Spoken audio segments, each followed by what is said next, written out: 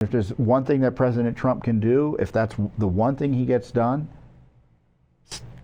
stamps out DEI in the military, he will go down in history as a great president.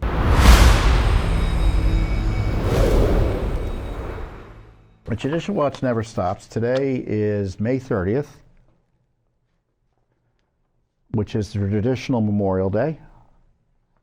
As I said earlier last week, I said I'm sensitive about it because it's also my birthday. I'm turning 57. I started at Judicial Watch when I was 30. Maybe I was younger than 30. 98. Yeah, I started when I was, I started working, well, officially I began as president when I was 30. I started working with Judicial Watch when I was 29. I've been here for 27 years, celebrating my 57th birthday on the traditional Memorial Day. I don't know why we don't celebrate Memorial Day on Memorial Day. Well, I do. It was a sop to the government unions. But it's my way of saying we're concerned because of the service and sacrifices made by our military over the centuries, really, about how our military is being treated and whether that sacrifice is being honored in the current military.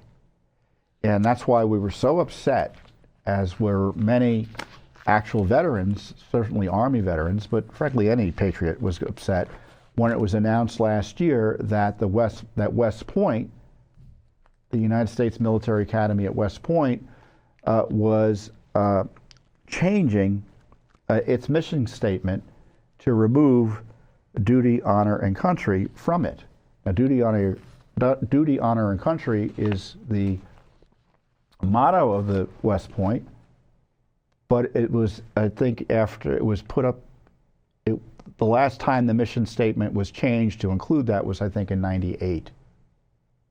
So it'd been there for some time, and so when it was removed, people were upset because they knew what the Biden gang was up to. It was removed last year.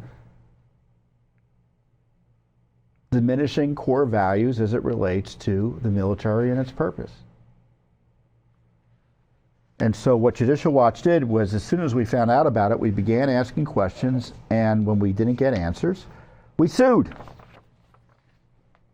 And since then, we've gotten 400, at least this latest batch, it may be over the course of 2 disclosures, but this is about 450 pages of records. And they disclose, I tell you, if you're in the military or a veteran, I don't know if you're going to want to read these records because you'll probably get some, you're going to think you're going to be, maybe have some bad memories of military bureaucracy, right? How they kind of justify and with all the records about their terrible decision making. I mean, the military is famous for making decisions, good or bad, and making sure that there's a triplicate of whatever the decision is.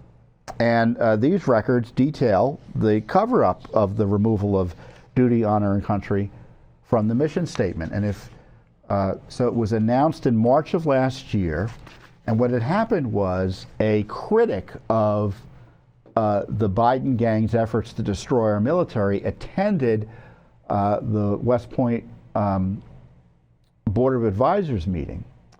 So the Board of Advisors is essentially a group of individuals appointed by the president. I think it's appointed by, I think there are members of Congress who serve in ex officio on it as well. So anyway, it's kind of as you might imagine, it has a lot of interest on the Board of Visitors, and they're supposed to advise and help run the U.S. Military Academy, and the Air Force Academy has a board of advisors, and so does the Navy, etc. The Naval Academy as well. And so the representative of a group of critics of the transformation of the military, and specifically the Army, was there, and he found out that they just announced with no fanfare that they were changing the mission statement. And here's what and here's the kind of the record of it, which was provided to us. Let's go to that page, could you? The current mission, or excuse me, the then mission statement read, to educate, train, and inspire the Corps cadets so that each graduate is a commissioned leader of character, committed to the values of duty, honor, country, and prepared for a career of professional excellence and service to the nation as an officer in the United States Army.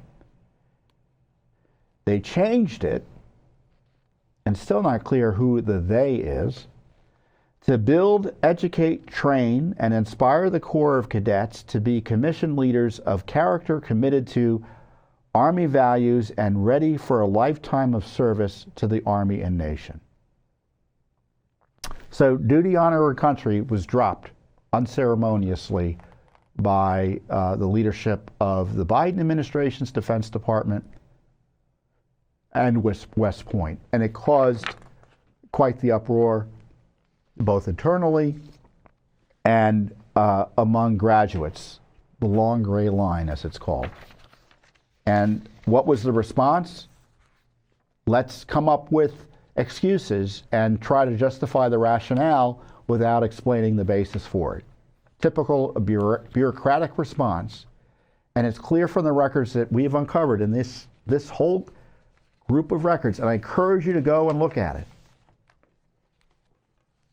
We put them all online, so you don't want to argue. You know, I know there are people who hate Judicial Watch and hate me, and they don't want to actually deal with what we're saying. But for those of you who are normal, patriotic Americans, go read this and weep. And you'll see how the bureaucracy in the military and at West Point was completely out of control, had contempt for its critics, had its contempt for tradition, had its contempt for really the whole Army tradition. All because of DEI. There's no doubt about it.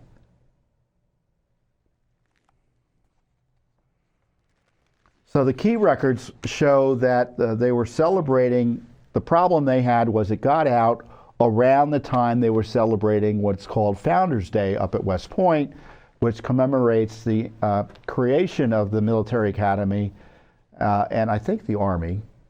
Forgive me on the history, those of you Army guys, in 1802 by Thomas Jefferson. So there's a lot of activity around the West Point on Founders Day as a result. And so what the documents show is they sent out talking points to deal with the blowback on them destroying the mission statement of West Point. And they go through all of this excuse making and providing talking points for, quote, Founder Day's speakers. A few weeks after it was disclosed, they were, as I said, changing the mission statement. And this is, their argument is that, well, we're not denying Army, we're not denying that we're not changing the motto, the motto. We're just saying Army values, which is broader than the motto.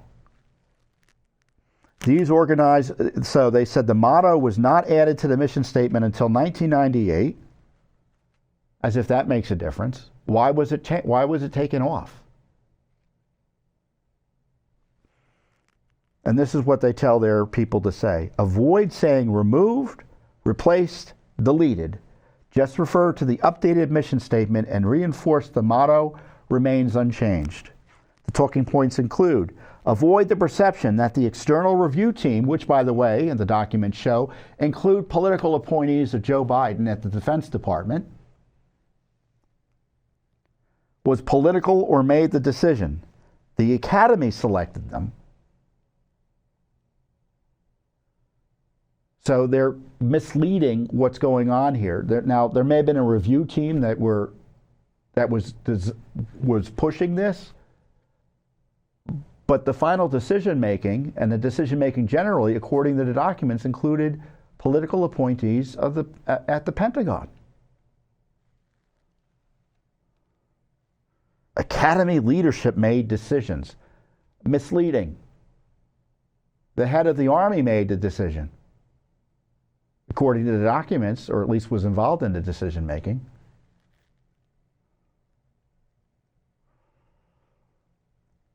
And so they say the mission statement points to Army values, of course, without delineating them. Why not? Loyalty, duty, respect, selfless service, honor, integrity, and personal courage.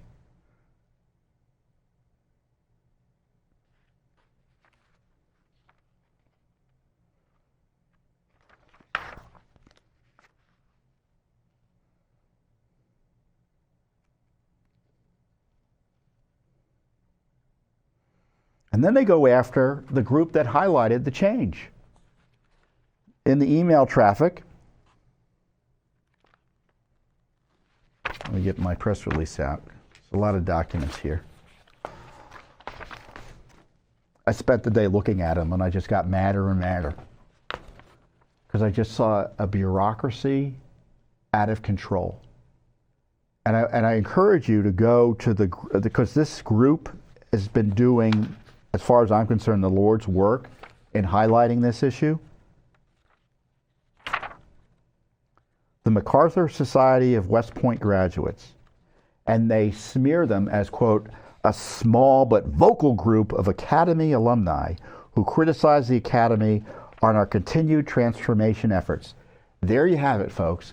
Transformation efforts. That's DEI. Proof positive. And in the talking points, they try to explain away their DEI obsessions.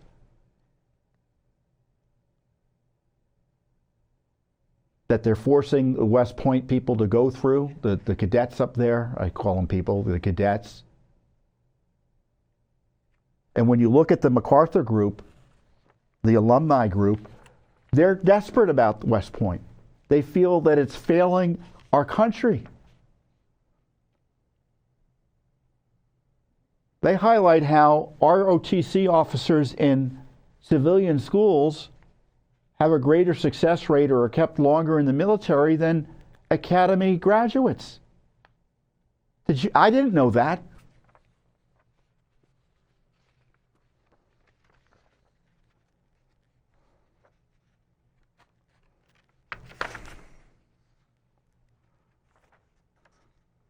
So you're going to see all the garbage they have, all the time they spend defending DEI, attacking a group for highlighting that they were casually changing, removing the motto of West Point from the mission statement, and they spend all their time justifying it in bureaucratese. I'll tell you, Pete Hegseth has such a job to do there, and I know he's been taking a leadership role at the direction of the Commander-in-Chief, President Trump, to erase DEI from the military. But the superintendent is still the superintendent of West Point. He allowed this to go on. He's still there. I'm not, now, should he be fired? I don't know. I don't like to try to tell government officials to go and fire specific people. But certainly he should be held accountable for this. Because as far as I'm concerned, DEI is abuse of the troops, abuse of the cadets. And we've highlighted it in Judicial Watch's prior work.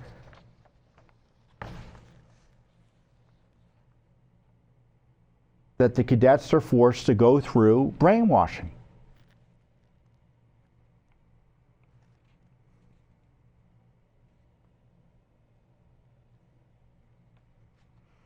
In June of 2022, we exposed how critical race theory instruction at the U.S. Military Academy included a training slide entitled Modern Day Slavery in the USA. And that's what they think of America. They've spent, and this is why the erasure of duty, honor, and country was so seen as such a moment, really, or an exhibit A in the war on our military. Duty, honor, country. The left objects to those values. Of course, they want some language about Army values because You see the MacArthur folks, they see that as a way to get around having any values at all. But the goal of the left through DEI was to alienate our military, our rising officers in our academies specifically, from the country they're swearing to protect. The communist left sees the military as a tool to oppress the population of a country, not a tool to protect the population of a country. And that's why Pete Hegseth's role and goal to remove DEI from our military is so essential. And if there's one thing that President Trump can do, if that's the one thing he gets done, stamps out DEI in the military, he will go down in history as a great president.